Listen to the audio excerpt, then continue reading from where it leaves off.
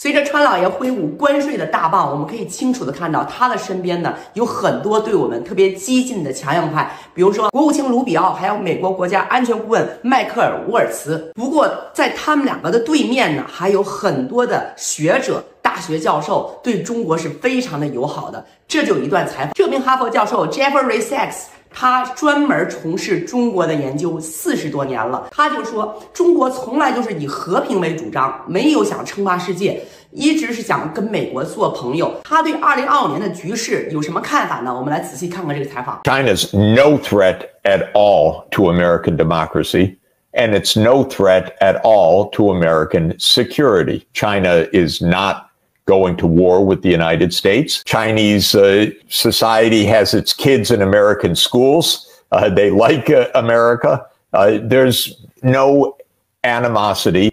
What China has done that has so made the United States crazy is that China's been successful. That's all.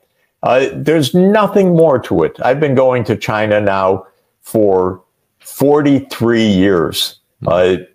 Many times a year, many of these years. And I've watched China grow from poverty to success. They have worked hard. Sometimes you would actually go and go down a road and see construction work going on at midnight because it's round the clock, 7 days a week, 24/7, because China worked really hard to pull itself out of poverty. There's no even the slightest indication that China wants to do that. Right. What China wants is for the United States, stop bullying us. China's surrounded by U.S. military forces in Japan, in Korea, in the Philippines, throughout Southeast Asia. China is vulnerable to the U.S.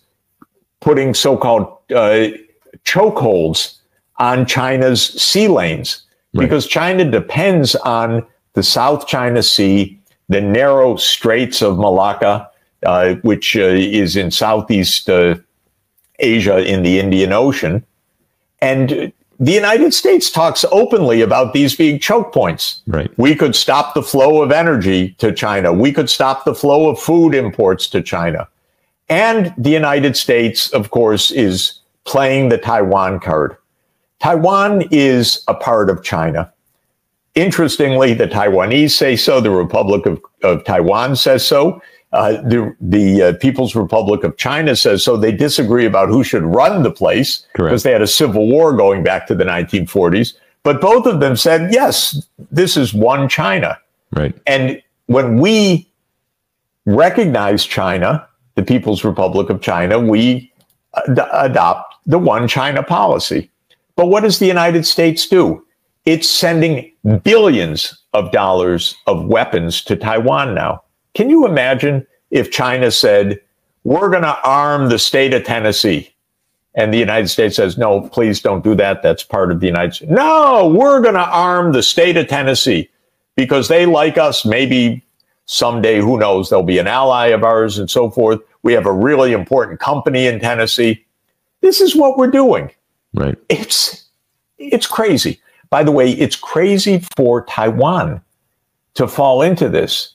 My advice to Taiwan is don't become the next Ukraine. In other words, the next place of a war between superpowers that takes place on your territory. By the way, I said to the Ukrainians, don't become the next Afghanistan. I've seen this movie too often. And I told the Ukrainians, you will be destroyed, not by Russia, but by the United States. They will tell you, fight on, fight on, fight on. And I often quote Henry Kissinger's quip when he said, to be an enemy of the United States is dangerous, but to be a friend of the United States is fatal. And this is applying to Ukraine, but I say it to my friends in Taiwan. Don't play games. Right. Don't play games. Don't think the United States is going to be able to save you. It's no way. But it could destroy you if a war breaks out. And so don't take weapons from the U.S. That's not how to get security. That's how to end up in a war. Well, if they say, yes, we're going to defend Taiwan in a war, and then the Taiwanese would be so completely reckless and naive as to declare independence, which some probably would want to do, that's a great, brilliant way to start World War III. Right. Absolutely. I mean, it's unbelievable how irresponsible people in Washington are, especially Congress, but not just Congress. We're seeing it everywhere. Talk of war as if it's nothing. What a game. Against a nuclear superpower with 4 times our population in their neighborhood, after all.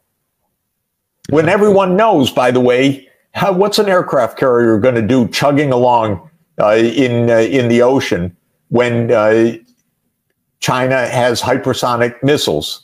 Well, everyone knows that this makes no sense at all. But the bravado, the recklessness of it is absolutely stunning. And we see all over the place, like in the New York Times, a recent story about the U.S. preparing for war with China. Are you kidding? Mm-hmm. And that story didn't question it at all. I would say it's insane, this whole concept. Then we have the U.S. Navy putting out its plans, saying we have to be ready for war with China by 2027. Oh, my God, are there any adults anywhere left? Right. Is this are they playing Risk? Are they playing some video game? Right. Or are they just playing with our lives, with abandon? Our economy depends on China. Their economy depends on us, not to every dollar or yuan, but for our prosperity. This has been a tremendously beneficial two-way trade. Right. By the way, the first principle of international economics, which I have taught for 44 years, is mutual gain. Yes. Trade is not about one side winning and the other side losing. That's how generals think.